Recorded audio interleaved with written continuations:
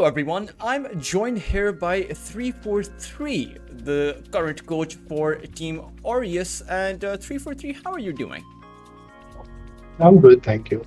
Pretty tired. We've had like a really long season so far, and it's just the first of tournaments that we're going to. So sorry for the noise. Still in practice. No, that's completely all right. Now, 343, it's very interesting position. Throughout your career in Dota, you've worn many hats, right? As a player, reaching fourth place position with Fnatic in the international. You've also currently now a coach, and you've been a caster. You've done Riyadh Masters, recent Dream League close qualifiers, even on the LAN stage in ESL1 Malaysia. What's your favorite role? Okay, so throughout my experience, I think honestly playing was probably the best. But after stopping for a while and going through like all these other paths, it was really hard to come back as a player. So I tried like this casting thing, with DPC, and I had the opportunity, and I felt like as much as I enjoyed it, I love Dota. I love talking about Dota. It was lacking the competitive aspect. So coaching seems to fit me best, I think, at least personality wise. I also think like I work well with people, and it feels really nice to be competing again in my own way. Well, I mean, it's certainly you see a lot of coaches in Malaysia, right? There's Execration also has a Malaysian coach, Arthur, and Boomy Sports had Mushi. It's someone you've both played with and someone that is respected overall. Yeah. Is there like a particular expertise that Malaysian Dota has to offer? Because I think that's where it all started for Southeast Asia, right? It was the Malaysian region. I think back earlier in the day, I think it was particularly because of Mushi, Yamate, people like that, and how Orange did well at like TI3, and then it just kept going on and on. And honestly, Mushi is probably the only one that's ever had like real success with being consistently good as a SCA team. I think that's probably where everything stems from. Regarding the coaching thing, I think Leon has always been Arthur has always been like a very coaching personality, and he's a guy that's really obsessed with what he does. He loves Dota, he loves tennis, and those are like his two big obsessions. And his personality is so suited for coaching. Wuxi, on the other hand, I think it's more like for him, he stopped playing right at some point. Like, it was too tiring. He's been doing it for so many years of his life, and then we have like this Commonwealth, Olympics, that kind of thing for Dota, and Malaysia asked him to coach. And there's also this stint with Boom. He was very close with the owner of Boom, Gary, and he has a lot of experience to share. And I feel like he's probably like very high on the knowledge and wisdom, So I think it's just very natural that he fell into the role of coaching too. It's interesting. You brought up Team Orange. That happens to be my all-time favorite team. I remember when I would queue in my pubs, I would see Ohio and Net on the other side, and obviously they would destroy me. But there was, it is an old debate, right? It's now no longer in the current history, in the current version of Dota. But did you watch the Na'Vi versus Orange in TI3? Yeah. So, do you think the Aegis, if it had been picked up by Orange, would it have made a difference? I think so. I feel like they had a very snowballish playstyle during that time, so like these mistakes were kind of rough, but I think it could have been worse. I think maybe it was more like mentally shocking, and if you probably watch back the game now, I think it's hard because I think in our day and age, Dota now, like I feel even if like you're 11, 12k and you look like at like TI 1, 2, 3, you'll be like, what the hell are these people doing? I could have won TI, but it's so hard to think in hindsight, because at that time that was like how Dota was, and how like the extent of like our knowledge and gameplay execution was like that. So I think Dota is a bit more complex now. It's hard to say what could have actually happened, but maybe. Yeah, I mean, I think the shock factor was quite I mean, it shocked me. It shocked fans as well, right? And we saw just the in the game cams as well. There was a pause right after it happened, and everyone just trying to absorb the fact that the Aegis was not picked up. What's your favorite all-time Southeast Asian roster? Is it a straightforward one? Is it Team Orange? Apart from the one that you had, of course, as a fan. I think that was my favorite roster actually. The roster I played, the TI6 fan. That was like so much fun for me. Obviously a little biased because like I was playing and not watching. Um, favorite, I think TI3 Orange is probably the second. Then Fnatic TI6. Yeah. I don't know. I feel like those were the two hype years. Like there's a lot of like team fighting and like outplaying that kind of thing, and so it's just a lot of entertainment, and it was a real big honor to be a part of it too. I really liked, while Orange was my favorite, I really liked Team Titan as well. The one where you had the 4 players from, you had KYXY, Ohio, Net, and Extend, Miracle. and then you had Yamate join in. That was a really good series. I remember the last series before they got knocked out was a major comeback they got despite being behind 20,000 net worth, but it was good. Now speaking about current Southeast Asian Dota, it was an interesting scenario where you had 4 Southeast Asian teams go to EWC and TI, 4 different ones. Boom and Nemesis went to TI. Execration and Talent went to EWC, but none of those 4 teams actually had convincing results. Did you expect that, or was it something else entirely? I was assistant coach for both during that period, throughout TI and EWC. I wasn't there for the EWC qualifiers because I had casting prior commitment. I feel like the whole year SCA teams in general, even until today, we are inconsistent and unstable. There's a lot of habits that we develop from our pubs that don't really translate into competitive Dota very well. And every time we come to a tournament, it feels like we have to reteach ourselves what's wrong and right. And I think those habits are hard to practice in pub because it's very big picture, and Southeast Asian pubs aren't really like that. It's a bit more farming, who has higher GPM, you have items, how do you solo kill someone, don't die on the map, that kind of thing. But in these games where we play against these like European teams and stuff, it's all about map control and objectives, and it feels very different. Like we have to compare and learn and adapt, and that change is difficult. But I feel like it's not a surprise that we are behind compared to the other teams. Did Southeast Asia lose their way somewhere in the middle? Because up until 2017, 2018, maybe even 2019, there were some really good results in Southeast Asia. But as of late, it's not really been the same. Has European Dota just evolved past the point that Southeast Asian Dota can't match it, or is it different? Has a peak been reached? Is what I mean to ask. I feel like a lot of it is the SCA pubs kind of fell behind. I think the main reason people in SCA they don't talk. Like there's no communication. Whereas in Europe, you get like people who whine and cry about everything. But that's like how their way of trying hard. I think in SCA they're like, if my support misses a start, they chat real, they move on. But in Europe, if you like are on the wrong place, or you feel like people actually get mad at you, and I feel like that culture of like the try-hard culture is very different.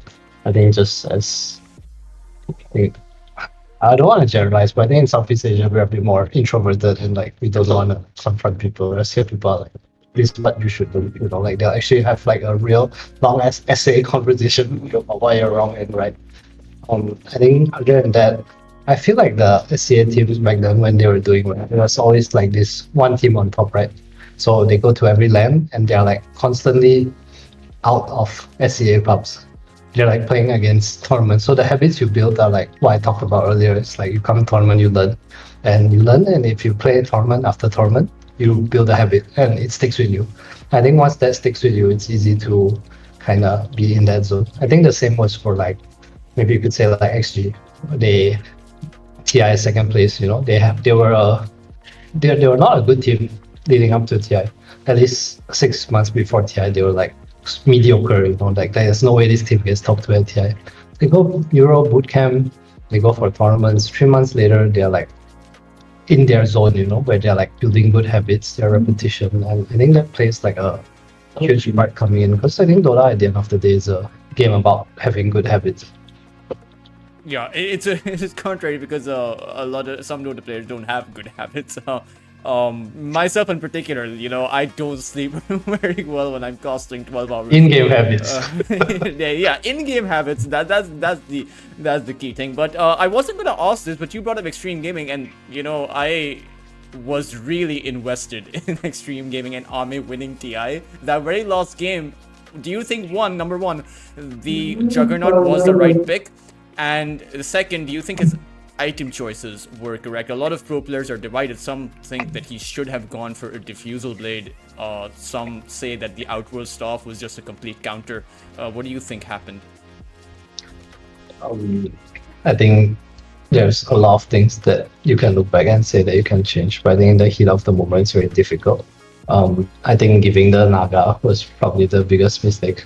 And then they had like one big AoE spell against Naga. Like they have this Fisher or Echo Slam to play with against a Song Disengage and a Magnus RP. So it's like you need to press one button and stop 3 buttons with your one button. And I feel like as a concept and at high level that sounds impossible to play against. I think there was a world where they could have played a bit faster with their heroes and maybe got something out of it, but I think it was just very difficult draft to play. Yeah, unfortunately, I think playing fast was something that had been missing from Extreme Gaming throughout the tournament, right? They like to take it slow. They like to let Ame build it up for that late game comeback. But enough about Extreme Gaming. Orius, so how did you get to do the whole coaching thing with Orius? How did Orius form in the first place? Basically, a day after we lost TI with Tim's and Scam and your bunch were already talking, and Tim's messaged me. He's like, "Hey, you want me to coach?" And then I took like 2 days, and I was like, "Yeah, sure, let's do it." And then we got in Natsumi, who was basically part of the conversation already at that time, and then we needed an offlaner, and Nico was probably the best available. And then I think he also has like international experience and stuff.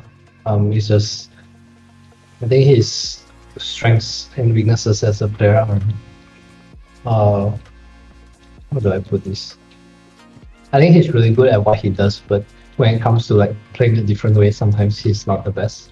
So we were a bit doubtful. But after playing with him for a few days, we felt like it was a good fit and everything we can like kind of sort out as long as we're going to work hard. So I think this team was originally formed by them, and we come together on like this same vision of wanting to be consistent. I think that's like the one thing we want to break, is that SCA teams are not consistent, but we want to be consistent. We want each other to work hard constantly, and like we constantly remind each other. I think that's really important as well. So yeah, I guess that's our story. So what I'm hearing is kind of that something like this was already in the works. Shopify Rebellion did disband, or at least the organization went out of Dota, but was creating an all-Philippine roster in the works already. No, it was mainly 3 of them. We were talking about some like non-Pinoy players as well. There was like no intention to have like a full Pinoy roster. It didn't really matter to any of us. We just wanted to play Dota with people who work hard and that are good, or that we thought were good. But now that you have an all-Philippine roster, you've heard the saying "pride of the Philippines," right? It's something that's been doubted by fans. It's something that's been talked about by analysts. Is it a real thing, or is it just a storyline that's hyped up by Dota fans around the world? What do you mean by pride? Well, you have so many Philippine players, right? For example, in the international close qualifiers, you had 38 out of the 50 players in Philippines. Nemesis is an all-Philippine squad. Execration, now Orius. So there can only be one, right? There can only be one to represent the region. Sure, you can have multiple, but Southeast Asian Dota has always had, I think, nationality-based teams. Even Orange was all Malaysian. So in that sense, and you even had a voice line for Nemesis, right? That got on really Yeah, really nicely. that was such a nice voice line. Okay, so I think that it's I think we all have pride. Like it's not really a nationality thing. I think it's just wanting to be the best in Southeast Asia. Full stop. I don't think anyone on our team is like, oh, we're the best Pinoy team. You know, it's like we're the best Southeast Asia team. We want to sit here for the rest of the year. That's number one, Southeast Asia. Go to every land and get better from them. I think that's like, I don't know if that's pride, but it's more like um our goal. Okay, so I think best in Southeast Asia. You only formed, I think, barely a month or two ago, but you destroyed everyone in the close qualifiers. Was that expected? Did you face any competition there? Um, I think our first tournament was very hard. They were actually very good, like surprisingly good at the start. Then I think we kind of talked about it and stuff. Like they're abusing the helm, like totally. Like there's no heroes on the map. There's like some edge creep, some helm creep. You know, it's like so hard to play against this because there's like you have no information. You know, and they did it really well. And we lost our first qualifiers. We kind of talked about things, sorted out our own playstyle a bit more. After that, we actually never played Boom again. I Yeah, think we boom. actually played Boom ever again in every other play, but they lost to Execution. Yeah, So for boom me kind right of now, it's like fizzled out. some yeah rock paper scissors where we beat Execution, Execution beats Boom, and Boom beat us once. Although I think if we play them now, we'll probably beat them. They've not been in like good form ever since they lost to Talon. I think was the kind of where the downfall started. Even Um, with 23 Savage in? I don't I don't know what the difference is. I don't know why they changed roster. I think they were actually doing pretty okay with Jackie, but that's like internal stuff that I know nothing about. It's like from Okay. outside looking in, I feel like Jackie was fine. Yeah, he was with Boom Mm. for such a long time. It was definitely surprising. But who would you say was or is your rival in Southeast Asia? Is it Boom? Is it Execration? Because Talon's no longer here. It's probably just Execration. I think they're the team that I don't know if respect is the right word, but I always feel like they can win. I think they're that kind of team, you know. Like I don't think they're like I don't look at their players and go like, this team is scary, this team is great. But I think they play to win a lot, and I respect that. I think that's something to that I value a lot. I feel like they always have the capability. They're always trying throughout the game. They never give up. That kind of thing, you know. And because I was casting the close qualifiers for both last time 4 and 5. You guys didn't play 5, but for last time 4, it despite of Execration being around for so long, it really didn't feel like Orius was ever close to losing to them. So was it a very easy run?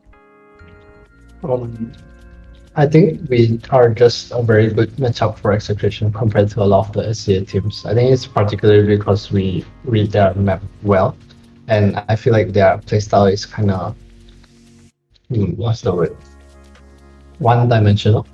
Or actually, that's not fair to them. I think it's more like they enjoy doing certain things in the game, and it feels like we are very used to it by now. We've played them so many times, right? Like qualifier after qualifier.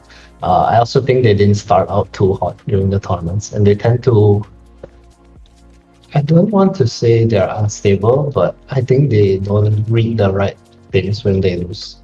Like if we play the first game and the game is hard for us, they don't go like, oh, we should just change this one thing and like we messed up here. They'll actually just change their whole draft, and I think that's like they're not like mentally strong when it comes to. I think that's like their downfall versus us. Okay. What about Nemesis? Because Nemesis had an undefeated run in the close qualifiers for international, despite also similar to Orius not having formed that long ago. Despite there is a bit of a difference, Orius have players that have been competing in the international stage. Nemesis didn't, apart from a few of their players. they're not having a good time right now. They fizzle out at the very start of the playoffs. What's going on there, do you think? So for me, I feel like as a new team, when you form and you start winning or like doing well, usually it's because you do certain things correct or you're like ahead of other teams. And when people figure that out, if you don't have like the counter move to it or like the what do we do in these situations, then you tend to fall off.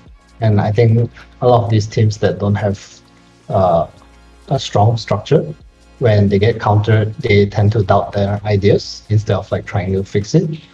Um, I don't feel like they are a bad team by any means. Like even though they lost like all their playoffs early, I feel like all their games are like some 80-minute, 60-minute games. You know, like every game is close, and they just can't seem to close out. You know, I don't know if it's tough luck or what, but I don't think that they are a bad team by any means. I just feel like they don't really they haven't found their footing, I think, since they started losing.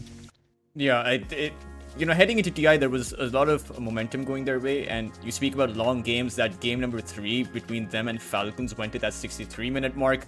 It really seemed like there was a way they could have won, but you brought up a very interesting point, right? After they started losing, they can't find their footing, and I think that was a theme for their TI run as well. Ever since they lost to Yakult Brothers afterwards, none of the series were ever close. They just got stomped after that. But again, I'm a Southeast Asian Dota fan. I really do hope that Nemesis can find their footing. So something interesting, Skem was the coach for Nemesis, right? For heading into TI, you're the coach currently. Is there a kind of clash between coaches, or is everyone's role well defined? No, I think this team has been very peaceful and everyone's super easy to talk to and work with. I think like all 6 of us are very on the same page. We want to fix problems. We want to if we have disagreements, we just discuss what's best and what we want to do as a team, and we move on from it. So I think the reason I like this team so much right now is that I feel everyone is very on the same page. We are on one mind, and we just want to play together, get better, place well at lands, more like international tournaments, more than like just qualifying and going for these flights to get like last place. That's like not our goal at all. Was there so I don't know if you guys were watching the close qualifiers, the other teams competing perhaps for your research. Was there any unexpected team that did really well in your eyes, considering, Team Ivory, again, an all-Filipino roster, Interactive Philippines played as well. You had a team that I've casted a bunch, Buyback Brothers come into it, Yangon Galacticos and all Myanmar teams. So out of all of those teams, did you see them do unexpectedly well? Or do you see them having the potential to actually make it to one of these tier 1 tournaments in the future? I'm not sure, to be honest. I do watch a lot of Dota just because I want to like keep updated with what people are doing. Yeah, especially as a drafter, I kind of want to know like how the opponents play. Just like the Kukuis, which is Tekla, Buyback Bros, these teams, YG even. I feel like they always have the potential to take game, but they always somehow lose the best of them. And I feel like it's lack of structure or it's lack of consistency. And I think that's like really a SEA in a nutshell for me. So that's why I think we usually have a pretty decent time against execution, especially because we are a bit more disciplined when it comes to that. Okay, and how come you guys weren't in or rather did not go for Blast Time 5, the close qualifiers there, or the open ones? Okay, so basically our timeline after whatever tournament that was before that, Nico had not been his visa to come to Serbia for our bootcamp. So he was going through his visa process and that took a while. The project was like very long ago planned holiday until the 10th. So Blast 5 was 11 and 12, and we had to plan on 12. So we didn't really know if we would make it in time, or it just felt very rushed to like kind of play Blast 5. So we decided to, okay, we've been playing for a month. Unfortunately, our manager advised that we couldn't play at the time because our flights in Manila Philippine traffic is kind of insane. So we're like, okay, let's prioritize this tournament. Okay, that's what we did. Okay, and I mean, to be fair, there are quite a lot of tier 1s that you guys are going forward to. But regarding the most recent one, to start things off, I would have loved to see Orius in the playoffs, right? You guys lost to Mouse. How are the guys feeling? Did you achieve a satisfactory result? Because, again, new team formed, it's expected to have roadblocks on the way. I don't know if satisfactory is the right word. But I feel like everyone's okay. We understand that we had like our first few days which were rough. We're also not in like super good form as to how we played that qualifiers. I think we were much more disciplined, and like I think there was a lot more personal mistakes here. Maybe a bit more obvious because we were playing against like really good teams. I think our takeaway from this tournament is that we learned. We also, I would say, strengthened the way we want to play. Like we're more confident on like how to enable our ideas. So I feel like we're gonna be better next time. Like that's all that really matters to us. Did any team catch you by surprise? Any unexpected performance coming out from any of the series you played? The series we played. Let me go ahead and see. I don't remember who was in this tournament. I expected Yakult to do better. Okay, and what about Liquid? I think that was the one surprise. Because I have no expectations of Liquid actually. I feel like they're a good team, but they're also like new, right? So it's hard to say. Okay. And what about Mouse, the team that you guys lost to, unfortunately? But Mouse, despite also being new, I mean, they're looking super good right now. Okay, so Mouse, I watched a lot of their games. They were like not so good in the first half of the qualifiers. They basically played as many, if not more, games than us throughout the qualifiers because they have to play OQ and stuff. And the first half of their month was not that good. And then they were like losing to VP and I think Abilus a lot. And then the second half of their stint, they actually started like beating Abilus consistently and qualifying for tournaments. And I think it showed like how they fix their stuff. And like watching them play, they're pretty stable at what they do. They also have like structure and they have concepts that they just follow. And I feel like it wasn't really surprising to see them do so well. I actually expected Heroic to be first. I actually think they're so good right now. Aurora qualifying was surprising to me. I think they looked very shaky at the start of this tournament. Yeah, King Jungles really wasn't messing around when he said that he will make it to the next TI and that he'll win it. Heroic are looking incredibly strong. So regarding the drafting priority, I see Orius coming up with a few drafts that are, I wouldn't say too out of the ordinary, right? We have seen something like, say, the mid Bat Rider time and time again, but I would say that we see it less frequently. So even the offlane Undying was very popular a little while from now, but Orius likes to play it consistently, a lot more than other teams do. Okay.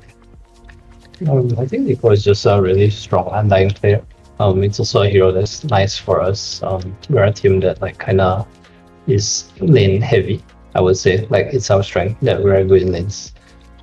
The mid bat is just it just felt okay that game. Like it was to enable the Undying pick. I don't think anything we pick is like too out of the box. Yeah. I think the first 2 days drafting was weird. I think that's probably my bad. We had like a lot of different ideas coming in because we didn't scrim coming into this tournament, so like things were all over the place. And then I think there were some games that were weird but playable. We just didn't really understand how to play it. It wasn't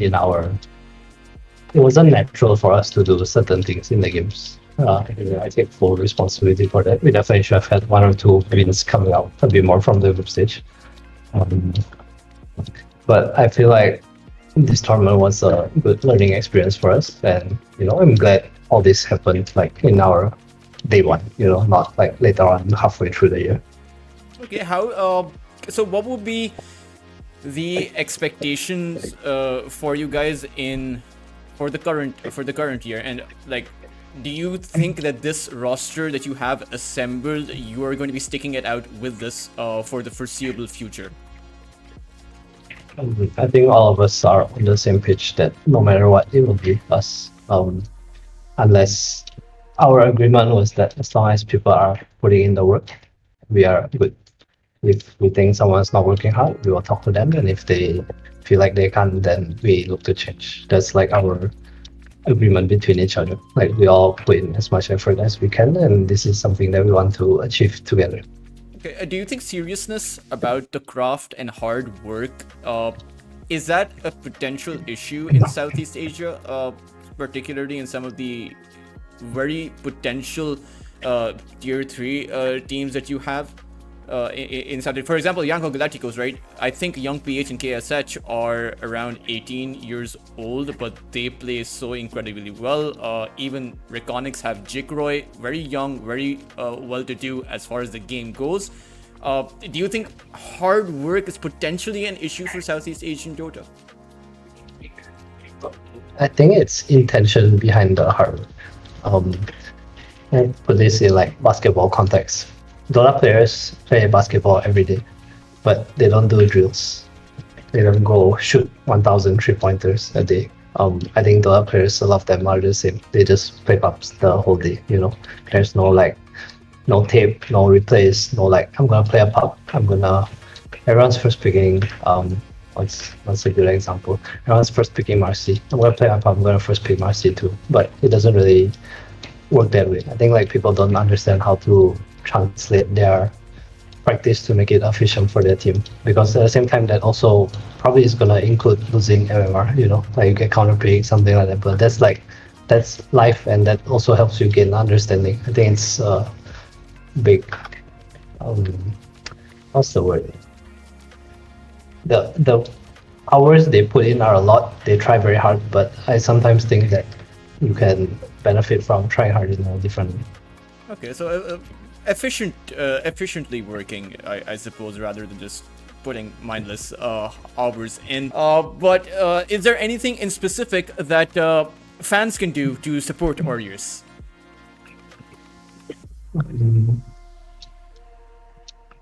That's tough. I think just keep watching our games. You know, send the players your love and energy. I think energy is like our Southeast Asian thing, you know. Like we thrive off the energy from the fans. Hopefully we'll get to see it on the land someday. Hopefully in SCA maybe.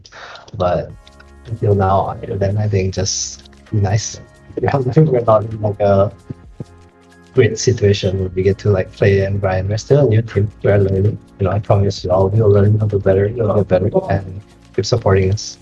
Well, I would love it if Orius, you know, you're already going to the tier 1 tournaments. I would love it if Orius did do well. I will support you guys no matter what. I will still cheer for you in a personal capacity, right? For now, guys, this was it. This was 343 Adam, and you heard it from him. If you want to support Orius, make sure to tune in on the games. Make sure to give the players some love, some support, not just when they're doing well, but also when they're having a rough time, right? As 343 mentioned, Orius is a very new team. They have their issues worked out, but hopefully the best is yet to come. Before we head out, 343, do you want to add on anything? Do you want to say anything for the fans watching? Thanks for supporting us. I know we didn't have like a great performance this tournament, but I promise you, everyone's working really hard to do better, and we hopefully will be that C team this year. Well, that was lovely. I'm glad that you joined me for this 343. I have been looking to showcase Team Aureus, and I thought it was an exciting opportunity. But for all of you, we will see you later.